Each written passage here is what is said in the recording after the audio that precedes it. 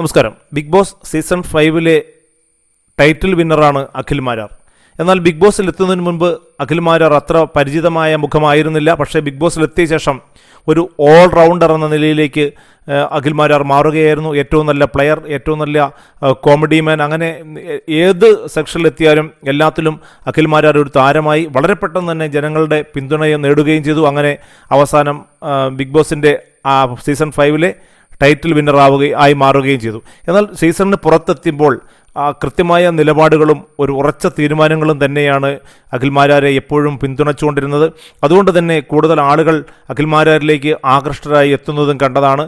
പിന്നീട് അഖിൽ മാരാർക്ക് ഒട്ടേറെ അവസരങ്ങൾ, നിരവധി ആഡ് ഫിലിമുകളിലും ടെലിഫിലിമുകളിലൊക്കെ ഒരുപാട് അവസരങ്ങൾ, ഒരുപാട് ചർച്ചാവേദികളിൽ അവസരങ്ങൾ, അങ്ങനെ ഒരുപാട് ഉദ്യമങ്ങൾ അഖിൽ മാരാർക്കായി തുറന്നു കിട്ടി. എന്നാൽ അതിനേക്കാളൊക്കെ ഞെട്ടിച്ചത് ഒരു പരസ്യത്തിൽ മുൻ ഇന്ത്യൻ ക്രിക്കറ്റ് ക്യാപ്റ്റനായ MS ധോണിയോടൊപ്പം അഭിനയിക്കാൻ കഴിഞ്ഞതാണ് എന്ന് അഖിൽ മാരാർ തന്നെ വെളിപ്പെടുത്തുന്നു. അദ്ദേഹം ധോണിയോടൊപ്പമുള്ള ചിത്രങ്ങൾ പങ്കിട്ടുകൊണ്ടാണ് ഒരു ജനനായകനോടൊപ്പം ഞാനും അഭിനയിച്ചിരിക്കുന്നു എന്ന് ഒരു ക്യാപ്ഷനോടുകൂടി അഖിൽ മാരാർ രംഗത്തെത്തിയിരിക്കുന്നത്.